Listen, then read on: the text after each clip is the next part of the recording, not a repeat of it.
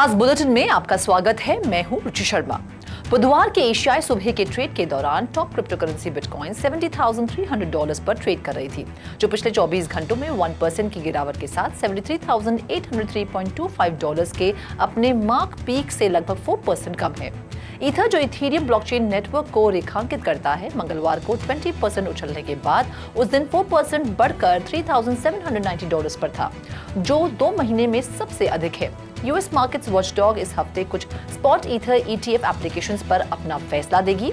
विश्लेषकों और निवेशकों ने कहा कि मंगलवार की उछाल अपुष्ट चर्चा का परिणाम थी कि US securities and exchange commission in products को मंजूरी दे सकता है, जबकि निवेशकों ने पहले सोचा था कि उन्हें अस्वीकार कर दिया जाएगा। SEC द्वारा कई स्पॉट बिटकॉइन ETFs को मंजूरी देने के बाद इस साल की शुरुआत में बिटकॉइन में तेजी से बढ़ोतरी हुई, जिसमें अरबों डॉलर का इनफ्लो देखा गया है। 2024 में अब तक बिटकॉइन में 67% की बढ़ोतरी हुई है, लेकिन ईथर अब 60% की बढ़त के साथ पीछे है। वैनिक, आर्क इन्वेस्टमेंट मैनेजमेंट और 7 अन्य जारीकर्ताओं ने स्पॉट ईथर ETFs को सूचीबद्ध करने के लिए SEC के पास आवेदन किया है।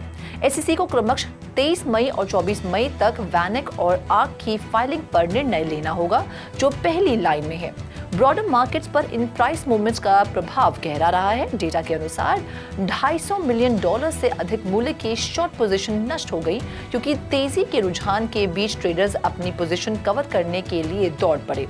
इस बड़े पैमाने पर लिक्विडेशन ने रैली को और अधिक बढ़ावा दिया है, जिससे कीमतें और भी अधिक बढ़ गई हैं। वैश्विक क्रिप्टो मार्केट कैप $2.61 ट्रिलियन पर है, जो पिछले दिन की तुलना में 0.13% अधिक है। पिछले 24 घंटों में कुल क्रिप्टो मार्केट का वॉल्यूम $124.92 बिलियन है, जो 0.64% की कमी है। DeFi में कुल वॉल्यूम वर्तमान में $8.48 बिलियन है, जो कुल क्रिप्टो मार्केट 24 आवर के वॉल्यूम का 6.79% है। सभी स्टेबल कॉइन्स का वॉल्यूम अब $117.02 बिलियन है, जो कुल क्रिप्टो मार्केट 24 आवर के वॉल्यूम का 93.6% है। बिटकॉइन का प्रभुत्व वर्तमान में 53.05% है, जो दिन भर में 0.67% की कमी है। मैट्रिक्स पोर्ट के सह संस्थापक डैनियल यान ने सोलाना और सोलाना ETF प्राइस मूवमेंट्स पर इसके संभावित प्रभाव के बारे में चर्चा शुरू कर दी है। यान का सुझाव है कि निवेशकों को ETF के संभावित उम्मीदवार के रूप में इथेरियम के मुकाबले सोलाना खरीदने पर विचार करना चाहिए। यान ने बिटकॉइन के ETF अप्रूवल के दौरान रखे गए ऐतिहासिक पैटर्न का हवाला दिया, जिसमें ETH BTC में उल्लेखनीय वृद्धि देखी गई, क्योंकि निवेशकों को इथेरियम के ETF की उम्मीद थी। यान का मानना है कि इथेरियम ETF की मंजूरी से सोलाना पर ध्यान और निवेश स्थानांतरित हो जाएगा, जिससे संभावित रूप से इसकी कीमत बढ़ जाएगी। हालांकि निवेशकों को सावधानी बरतनी चाहिए, क्योंकि कई मार्केट पंडित्स ने चेतावनी दी है कि अगर US SEC इन्वेस्टमेंट इंस्ट्रूमेंट को मंजूरी देने में देरी करता है, तो आने वाले दिनों में इथेरियम की कीमत में भारी अस्थिरता का सामना करना पड़ सकता है। पिछले 24 घंटों में सोलाना की कीमत 3% बढ़ गई और $183 पर पहुंच गई। इसके अलावा उसी समय सीमा में सोलाना का ट्रेडिंग वॉल्यूम 52% बढ़कर $4.91 बिलियन हो गया। विशेष रूप से कॉइन क्लास डेटा से पता चलता है कि सोलाना फ्यूचर्स ओपन इंटरेस्ट पिछले 24 घंटों में 0.53% बढ़कर $2 बिलियन हो गया है। इथेरियम फ्यूचर्स का ओपन इंटरेस्ट $14 बिलियन के रिकॉर्ड उच्च स्तर पर पहुंच गया है, जो मार्केट एक्टिविटी में वृद्धि का संकेत देता है। दिलचस्प बात यह है कि ईथर के ओपन इंटरेस्ट में ये वृद्धि इथेरियम की कीमत $3,650 तक बढ़ने के साथ मेल खाती है, जो पिछले 24 घंटों में 18% की वृद्धि है।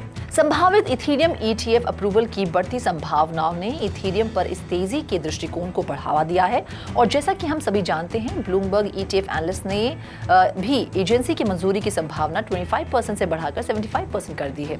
इस अटकल के कारण ETH की कीमत में वृद्धि हुई है। स्पॉट ईथर ETH की समय सीमा का पहला दौर करीब आ रहा है, जिसमें वैनिक 23 मई को और आर्क इन्वेस्टमेंट 24 मई को है।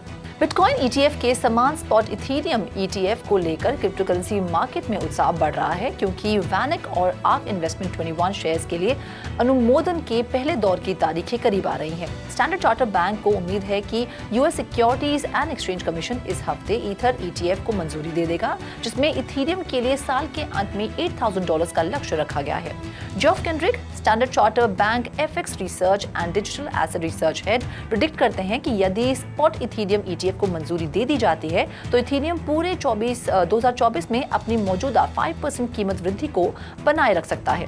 उन्होंने ये भी प्रिडिक्ट किया कि बिटकॉइन 2024 के अंत तक $150,000 तक पहुंच जाएगा, जिससे इथेरियम $8,000 तक पहुंच जाएगा। स्टैंडर्ड चार्टर का अनुमान है कि बिटकॉइन 2025 के अंत तक $200,000 तक पहुंच जाएगा, जिससे इथेरियम $14,000 तक पहुंच जाएगा। Global crypto market capitalization $2.75 trillion तक पहुंच गई है, जिसमें बिटकॉइन, इथेरियम, पोल्काडॉट और अवलांच जैसी प्रमुख क्रिप्टो करेंसी में महत्वपूर्ण लाभ हुआ है।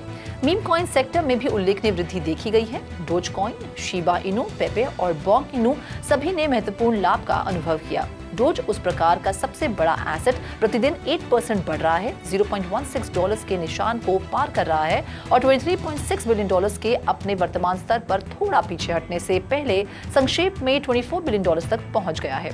डोज ने अब टन कॉइन को पीछे छोड़ दिया है और 9वीं सबसे बड़ी क्रिप्टो करेंसी है, जबकि रिपल का XRP $29.8 बिलियन के मार्केट कैप के साथ 8वें स्थान पर है। डोज कॉइन के इकोसिस्टम में कुल डेली वॉल्यूम में 31% की वृद्धि देखी गई है। डेली एक्टिव एड्रेसेस में भी वृद्धि का अनुभव हो रहा है। डोज कॉइन के पास वर्तमान में अपने सर्कुलेटिंग सप्लाई का लगभग 63% हिस्सा है, जिसमें 86% होल्डर्स पेपर प्रॉफिट्स पर बैठे हैं। हालांकि कई विश्लेषकों का मानना है कि डोज की रैली अभी भी प्रभावशाली आयामों तक नहीं पहुंची है। कुछ लोगों का तर्क है कि टोकन ने मल्टी ईयर रेजिस्टेंस को नए समर्थन में बदल दिया है, जिसकी वजह से नया मैक्रो अपडेट सामने आया है।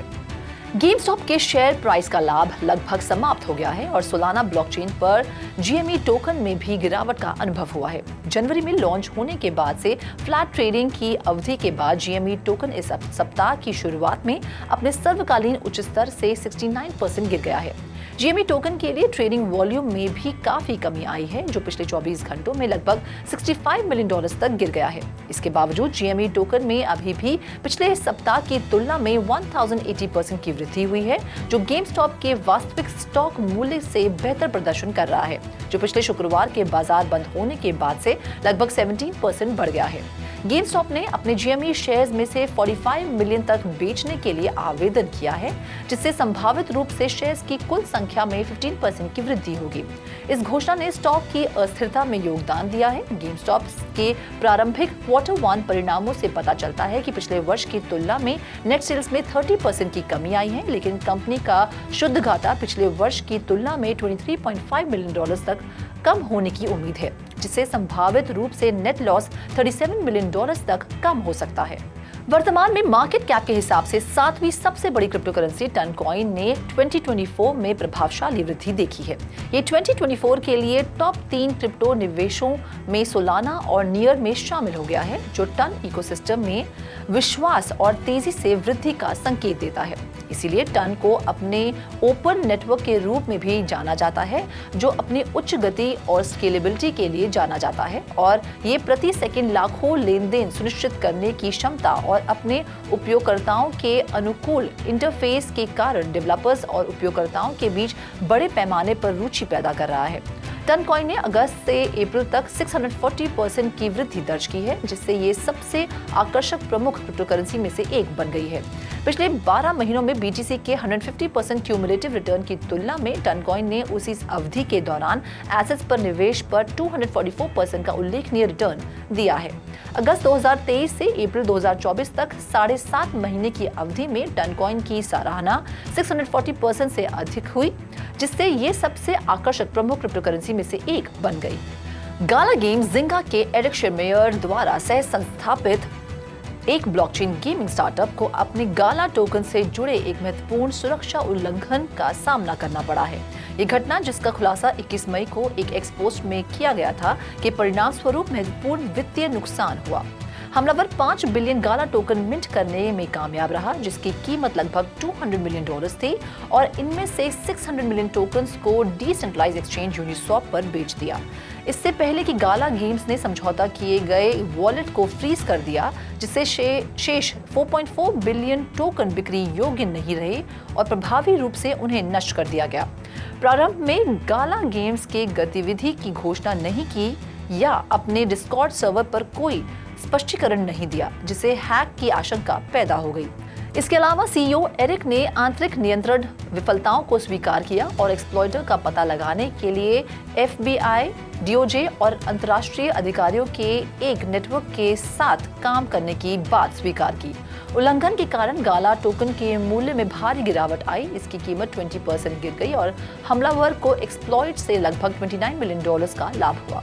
संभावित इथेरियम ETF अप्रूवल की खबर के कारण इथेरियम ने पिछले 24 घंटों में महत्वपूर्ण मूल्य वृद्धि का अनुभव किया है। यूएस SEC ने जारीकर्ताओं से 19B4S की त्वरित फाइलिंग के लिए कहकर इस आशावाद की शुरुआत की। जैसे ही इथेरियम की कीमत $3,700 से अधिक हो गई, यूनिस्वैप और लीडो डाओ टोकन 12 अप्रैल के बाद से अपने उच्चतम स्तर पर पहुंच गए। LDO और UNI टोकन क्रमशः 32% और 19% बढ़ गए। बुधवार सुबह $2.35 और $9.47 के उच्च स्तर पर कारोबार कर रहे थे। सोलाना इकोसिस्टम में टॉप क्रिप्टो वॉलेट फैंटम ने एंडरसन हॉरोविट्ज और गैलेक्सी डिजिटल जैसे उच्च फाइलिंग निवेशकों द्वारा समर्थित एक wallet as a service platform Bitski का अधिग्रहण किया है। ये सौदा बिना किसी पेंडिंग अप्रूवल्स के पूरा हो गया है और बिट्सकी की टीम फैंटम की 80 से अधिक लोगों की वर्तमान टीम में शामिल हो जाएगी। Coinbase Ventures, Winklevoss Capital, Kindred Ventures, Shawn Jay Z. Carter और सेरेना विलियम्स सहित अन्य टॉप निवेशकों के साथ बिट्सकी ने कम से कम $25.5 बिलियन की फंडिंग जुटाई है।